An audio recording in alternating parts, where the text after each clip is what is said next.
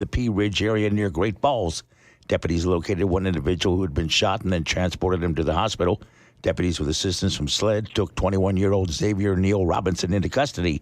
He was taken in on Wednesday of this week in Columbia and transported to the Chester County Detention Center and charged with 2 counts of murder, along with possession of a weapon during the commission of a violent crime. And Governor McMaster has signed the Defining Anti-Semitism bill, which establishes the official definition as the one adopted by the International Holocaust Remembrance Alliance. The governor also joined over 20 other Republican governors in signing a letter to be sent to President Biden opposing a World Health Organization treaty. The governor is concerned about provisions in the pandemic treaty that would weaken intellectual property rights and allow the World Health Organization to combat misinformation. In the News Center, I'm Stephen Stone. WRHI Rock Hill, W261CY Rock Hill. Good pharmacy. Rock Hill's hometown pharmacy for over 60 years. Camden Avenue at Ebenezer Road.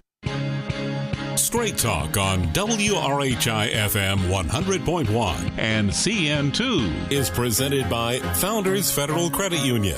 Relax, you're with Founders. Now here's Manning Kimmel broadcasting live from Substation 2 on Cherry Road in Rock Hill with Straight Talk, selected by the South Carolina Broadcasters Association as the state's top public affairs program.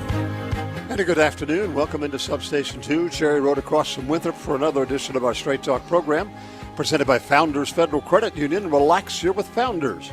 And by Comporium, your friendly neighborhood tech giant. Piedmont Medical Center is with us today, a community built on care. And you can find out more about them online at PiedmontMedicalCenter.com. We continue our series of political profiles today. 2 more candidates, Tibi Czentye, who's running for State Senate District number 17, and Michael Belk, who is one of the candidates running for York County Sheriff. We start off with Tibi Czentye, and welcome, Tibi, back to the microphones here at WRHI. How are you doing? I'm fine. Thanks to invite me here, and I'm really proud for what you are doing. And my name is Tibi Czentye, and I'm a legal immigrant, proud U.S. citizen. And only in America can happen like one legal immigrant to believe and in the system and try to fight and go in to be state senator. Good for you. No other place. Good for you. Well, we always start off by getting people to tell us a little bit about themselves. Now, you have probably the most remarkable background history of any human being I've met. We only have a little less than 15 minutes, so I'm going to get you to try to encapsulate it. Tell people about your background. All right. I'm one unique candidate. I escaped from Romania 35 years ago, and I went against bullets. I walked all the Europe. I received political asylum after I was vetted 2 years, and together with my family, we flew in Portland, Maine, where we refused the sponsor after 3 weeks, which I think we are one of the few. And with our own money, we went straight to San Francisco with Greyhound. I started to work there 5 years, 3 jobs per day. We opened our company, we sent our kids to UCLA, and we bought our house. And California started to look slowly like Romania. And I said, what the heck, we have to escape again. I escaped and I come in this wonderful state. Since then, like 18 years ago, so since then I'm Southerner. And I try to integrate. And 4 years ago, I told to my wife, honey, mission accomplished. Like, we bought our dream house on the lake. We have our business. We have 2 boys which are not snowflakes. I have 6 grandkids, all of them born in U.S., the first Czentyes. How about that? And I asked my wife if she still loved me, and she said, yes, honey. And then I said, mission accomplished. If you ask me now, I'm really concerned about the direction of this country, start to look like Romania, and also I'm concerned about the future of my kids and grandkids, and it's sad after 35 years to think in this way and where in America. I cannot believe it. So the socialists on cancer is coming slowly by destroy the country, the state, but also our community, which is our district too. So I decided to run. I have 2 options, stay home and be upset, or run. I decided to run. Still, because we are a free country, the politics start locally, up, not from up, down. So therefore, I decided to involve myself, and I'm one guy who accomplished the American dream. I start from zero. I was poorer than the poor. I'm in middle class. And now I really want to, and I feel it's my duty to fight for our people. Our life is short and all our people deserve better life. Therefore, together with them, they can trust me. I have experience and I'm not the guy who just talk the talk. I walk the walk, and we can fight for better future. You know, you understand the word freedom more than any of us would ever, because you risked your life, as you pointed out, escaping from Romania, leaving your family behind, eventually going back and getting them when the communist empire began to break down. But that's part of the 2-hour-long story that we could tell about Tibi Czentye. So what you're saying now is the direction that this country and this state, I guess to a degree, is going, is prompted you to say, I fought to get here.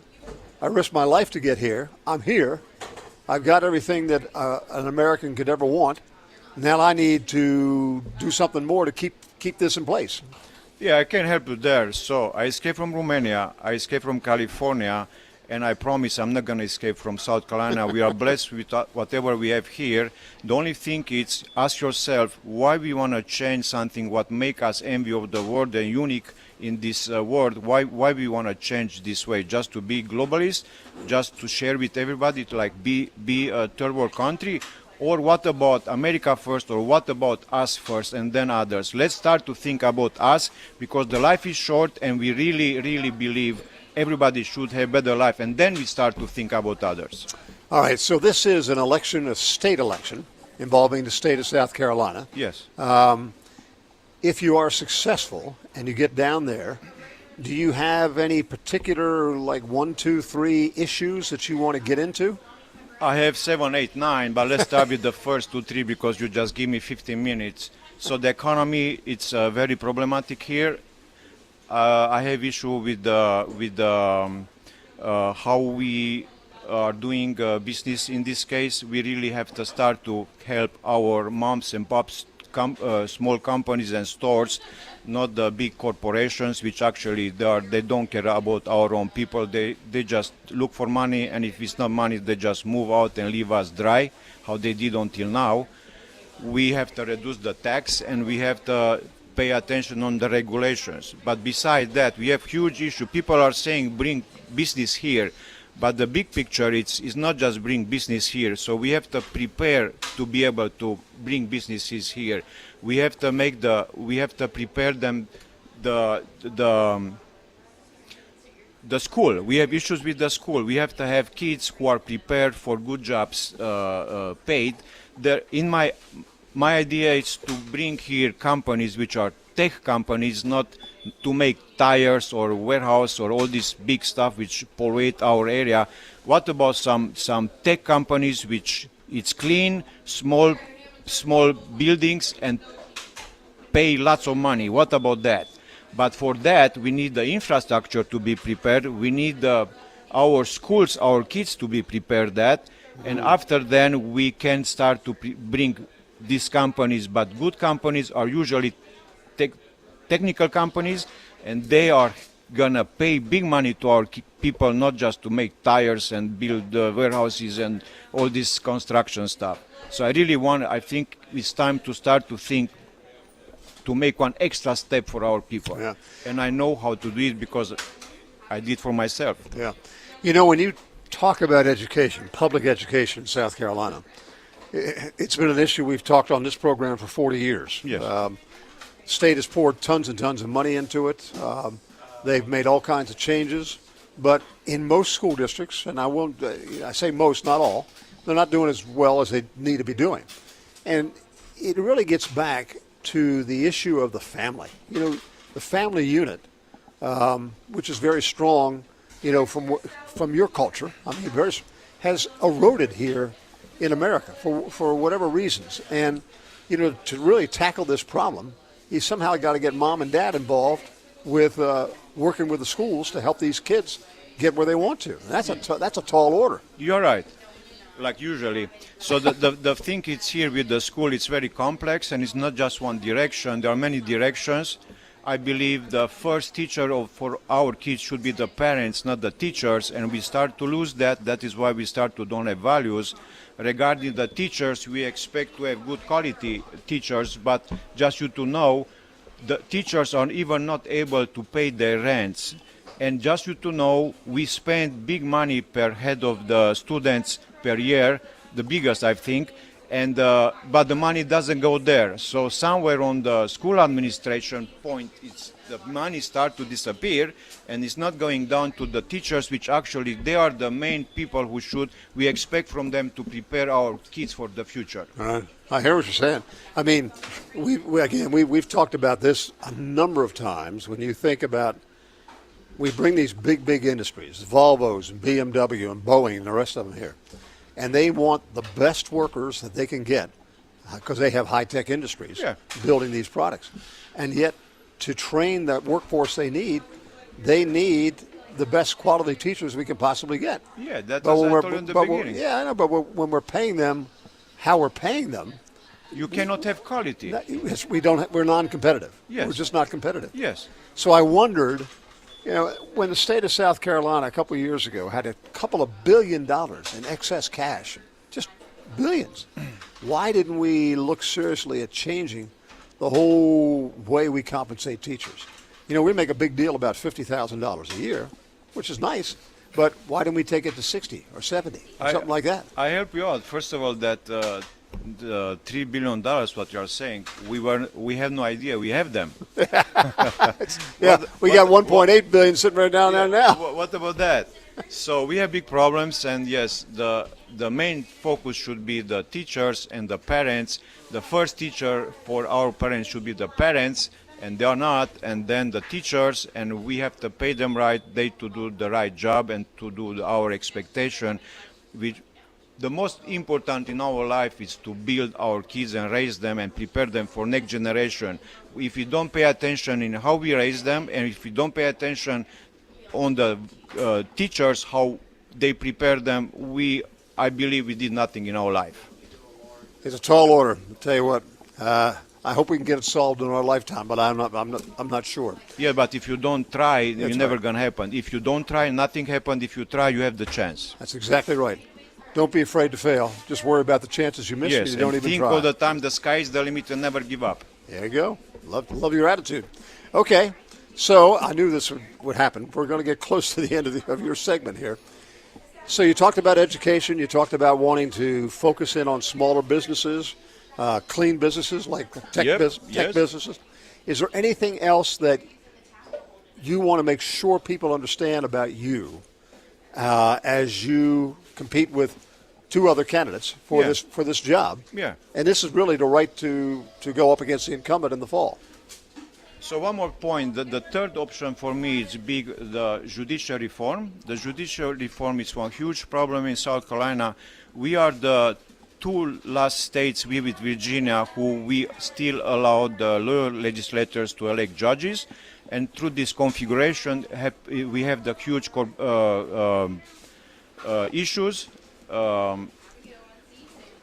corruption, and the example, the poor law enforcement put in jail one bad guy and risk his life many times, and next day or in one short period of time he's free. Why he's free? Because the judge let him go in the bonds. And why? Because the bad guy knows one lawyer legislator, and the lawyer legislator tell to the judge what to do, which means let him go to the bonds. Not just that, we have the murder case. That is one shame in South Carolina. One criminal which 17 years ago killed somebody or his family. Yep. We were not able to put him in jail just because the guy was lawyer, and it's old family lawyer, and the friends are lawyers. And I have one more thing I have to say. So we have issue with the liquor liabilities. These guys increased the liability to $1 million, and because that they start to destroy our moms and pops small liquor stores and restaurants, because the insurance went up also from 1,400 to 28,000 guys. It's shame what's going on. This I named them bloodsuckers. I'm sorry, maybe people don't like, but to change America, we have to stop with to be political correct. So I named them bloodsuckers, people who just take money from others just for some reason and destroy lives. I named them bloodsuckers. All right. Tibi, we've run out of time. And one more time. We have, with the fentanyl, we have huge issues with the fentanyl guys, and we have to pay attention. We don't know. People are dying here and we are just smiling and we don't know what's going on. And we have to change the system and we have to give power to the sheriffs to be able to put these bad guys on the place and send them home also. His name is Tibi Czentye, and you can see he's passionate about what he's doing. And good luck to you America. on June 11th. And that's going to wrap up this segment of our Straight Talk program, live from Substation 2, Cherry Road across from Winthrop, presented by Founders Federal Credit Union. Relax here with Founders, and by Comporium, your friendly neighborhood tech giant. Good Pharmacy is with us today, your hometown pharmacy, Ebenezer Road at Camden Avenue in Rock Hill. So what do we do here? We make fresh subs and salads, and we do it 6 days a week. How we do it is in the white letters, and we're all going to chant it out together. Are we ready? 1, 2, 3. Slice, slice, slice. Garden, garden, garden. Back after these words. If it's 12:30, it's Straight Talk on WRHI and CN2. Have you ever wondered why so many people enjoy dining at Substation 2? Love the bread. Number 19's the best. Fresh, delicious bread. It's fresh. The food is really good, and it's a great price. I'm Charlie Ruffalo, and I guarantee you'll feel the same way after eating here at Substation 2, Cherry Road across from Winthrop. Dr. Carrie Watson, the trauma medical director at Piedmont Medical Center, says she's very proud of what's being accomplished at Piedmont. We are able to do robotic surgery. We are a robotic center of excellence, and that's robotic surgery for general surgery like gallbladders, hernias, colon. We also have robotic urology, so that's things like kidney removals and things with your bladder. We also have robotic neurosurgery that we're doing, and that's pretty amazing. Not a lot of places have that. Piedmont Medical Center, a community built on care. When disaster strikes, one of the most important things is getting life back to normal. A little compassion can go a long way. Paul Davis is here for you. Paul Davis is committed to handling any property damage with exceptional care, because what we do is about more than property. It's about people. We have the training and expertise necessary to completely restore your property fast. For all your cleanup and restoration needs, call the experts at Paul Davis Restoration at 329-1140 or find us online at pauldavisrockhill.com. Relax with a discounted mortgage rate from Founders Federal Credit Union without paying for discount points. For a limited time, don't pay the 1% fee and get the lower rate. And don't forget, Founders never charges for PMI or private mortgage insurance. Unlock your dream home with a great rate and a Founders expert to guide you through the home financing process. Stop by a convenient office location or apply on Founders online by May 31st to lock in your lower rate. Visit foundersfcu.com/mortgage to learn more. Terms and conditions apply. Membership qualification required. Equal housing lender.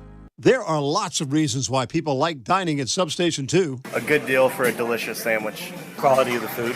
I get what I want. It tastes great every time. Hit the spot, definitely. It's amazing. I'm Charlie Ruffalo, and I guarantee you'll feel the same way after eating here at Substation 2, Cherry Road across from Winthrop.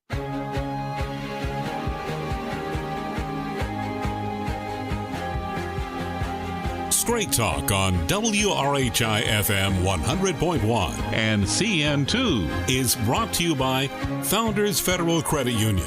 Relax, you're with Founders. And back we are here at Substation 2, Cherry Road across from Winthrop. His name is Michael Belk. He is one of a handful of candidates who are running for sheriff. There are 5 of them. So glad to see you here. Tell us a little bit about your background, Michael. Okay, Michael Belk. It is a pleasure to be here today. I really appreciate the opportunity to be here and with the people of York County. I'm been with the Rock Hill Police Department for 31 years. I've lived in Rock Hill for a little over 31. I was born and raised in Florence, South Carolina. I'm married, have one 19-year-old son. He is away. Actually, college is done. He is finished with this semester. But Wofford baseball is still going strong in the Southern Conference tournament. They won today, and they continue to move on. Go! So he'll be there until Wofford's done. So now you have a background in police work, correct? Absolutely. Tell us about that. Okay, so came up here 31 years ago to be a Rock Hill police officer, and I've committed myself to law enforcement sometime before that initial commitment when we had our house broken into. I committed to law enforcement. Spent my entire late teens prepping for a job in law enforcement. Joined the South Carolina Army National Guard, served as a military police officer in the South Carolina National Guard. Went to college, all while waiting to be 21 so I could finally get that job. Moved up here. I've served in patrol, narcotics, criminal investigations, training, you name it. lieutenant over lieutenant over criminal investigations, property, and persons side as well. I served as field services major, support services major, and now I serve as the deputy chief of police, which is the second in command at the police department. And with that, I have 212 employees, oversee a $23 million budget, responsible along with the chief and a team of folks in the professional standards unit for hiring, firing, budgeting, working with council to get ordinances done, working with council to ask for money. So all of the business side of law enforcement, I've had the privilege of doing that for about 11 years now. So I think it's a good point you make. You know, running a police department is a business because you've got a couple hundred employees, you got a budget, you got payroll, you got expenses, you got you got everything, right? Absolutely. And I know Chris Watts doesn't want to do it. Somebody's got to pay the electric bill. That's where it falls. Exactly. All right, so here we go. We've got the sheriff of Nottingham, as I call him. Okay. He's retiring. He's getting out of it, and all of a sudden that opens the field up. Why do you want to jump into being a sheriff? Well, I'd always desired that job, and I had no intent. Let's go back a few weeks. I had no intent of running for sheriff, especially now. Kevin Tolson, to my understanding, was going to run his last term. I respect Kevin, had a great working relationship with Kevin. I voted for Kevin. I had planned on voting for Kevin again. I had absolutely zero intent of running against Kevin. As an incumbent, like I said, I thought Kevin did a great job as sheriff, still doing a great job as sheriff of York County. But then you decided when he announced his retirement and they reopened the filing, you decided to jump in. That was it. I had a conversation with my wife. You know, we had a 4-year plan, and that 4-year plan came into about a 60-day plan. And I said, hey, the opportunity is here. What do you think? And we prayed over it, thought about it for a day or so. I was actually in Quantico. I was at a executive leadership course in Quantico when this happened. And I said, as soon as I get back into town, I told my wife, when I get back into town, we've got a lot of work to do. And that is getting on there and registering and obviously paying a filing fee to get in this race. So in the back of your mind, you thought down the road, as you say, a 4-year plan. Absolutely. That this might be something that you would want to pursue, and then all of a sudden, boom, here it is. Yes, and 4-year plan, you know, feels like you've got plenty of time to plan, talk, and kind of start getting a feel for running for sheriff, kind of feeling your way through it. Obviously, with the way this rolled out, 60 days is like, yeah, we are running a all-out sprint. I was looking forward to the marathon versus the sprint. So I guess you were able to pull it enough together to make it work. Absolutely. So as soon as I kind of got back into Rock Hill, it was wide open, and meeting with really good friends and supporters and saying, hey, I want to do this. Will you support me? And here we are today. You know, about 18 days away from June the 11th. Yeah, exactly. Exactly so right. Here we are. Okay, there are five candidates, and I am in the fortunate position of not knowing any of them. I mean, until they get here in front of the table, I don't know who they are, which I think many people out there are probably in the same boat I'm in. So what makes you a, let's say, better qualified candidate to take on this responsibility? Because it's a big responsibility. Oh, absolutely. You know, being the top law enforcement person for the county is a huge responsibility. So what makes me different than the other candidates is I am the only candidate right now that is still committed to the profession. I'm still actively a Rock Hill police officer. And also going forward, I'm the only one, or let me say not going forward, but I'm the only one that has gone past the rank of lieutenant. Everyone in the pool have been lieutenants, been leaders over small units. I'm the only one that has gone past that rank of lieutenant. After that rank of lieutenant, you know, I had the opportunity to serve as, you know, support services major, field services major, and now deputy chief. With that is where I learned the extreme administrative side of this business. And that is truly the difference between me and the other candidates. We've all led small units. I'm the only one that has led the actual agency itself. And Rock Hill, being the second largest agency in the county, has been quite a responsibility.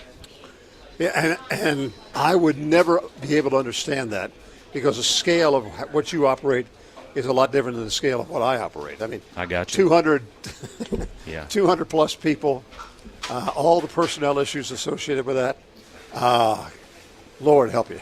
Well, and human resources, just learning that part of the business, and that is truly, it seems like you learn something new every day, and things you obviously should and should not do, but that is definitely on-the-job training in the past 11 years working with our professionals over at Human Resources to figure out how to, run that business and keep yourself out of trouble is a big thing. So one of the questions I've tried to remember to ask each of the candidates is this. We've had a pretty good track record of law enforcement for the sheriff's office for nearly 30 years. But our population is growing very rapidly.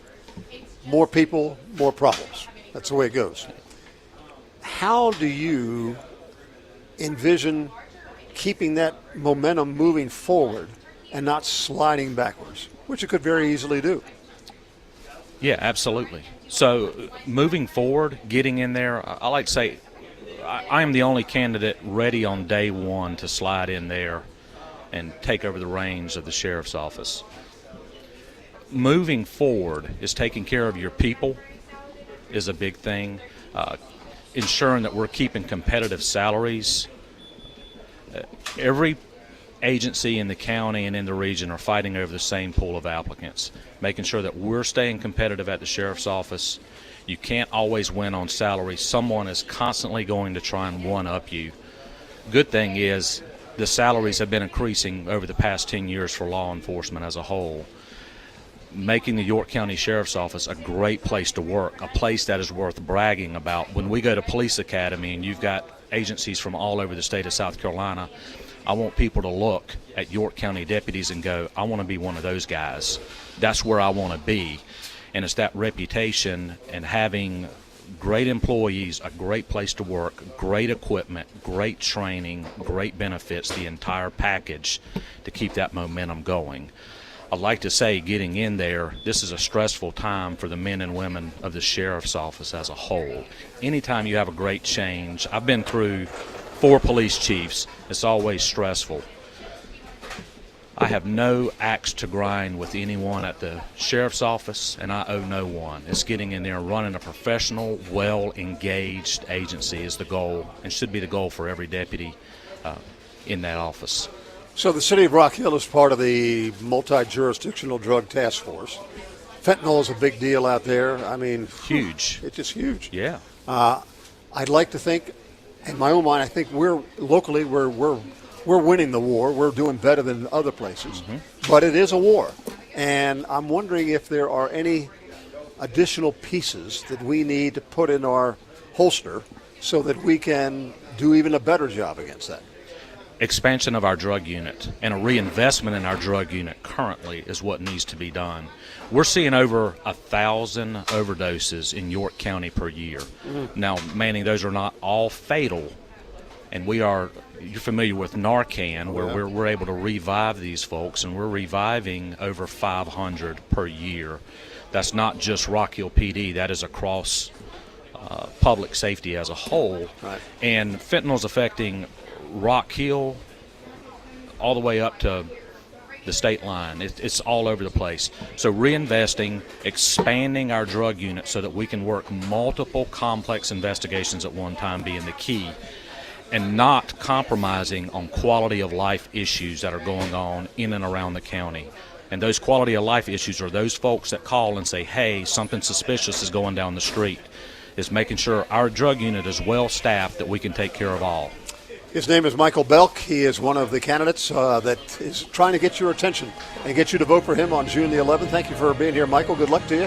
Thank you very much. Thanks for being one of the pieces that makes this system work, offering yourself for service. And that's going to wrap up our Straight Talk program live from Substation 2, Cherry Road across from Winthrop, presented by Founders Federal Credit Union. Relax here with Founders. And by Comporium, your friendly neighborhood tech giant.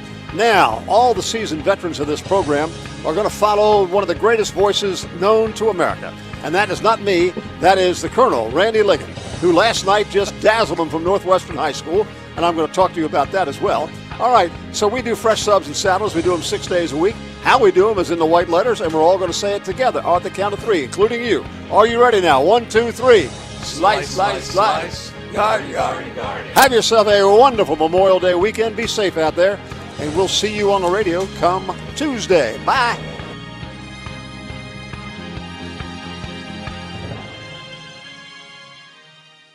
South Carolina's most honored radio station. News Talk 100.1 WRHI Rock Hill. W261CY Rock Hill. The voice of York County. An OTS media station. Heading out for the holiday, Gianna Gelosi, Fox News. TSA predicting today will be the biggest day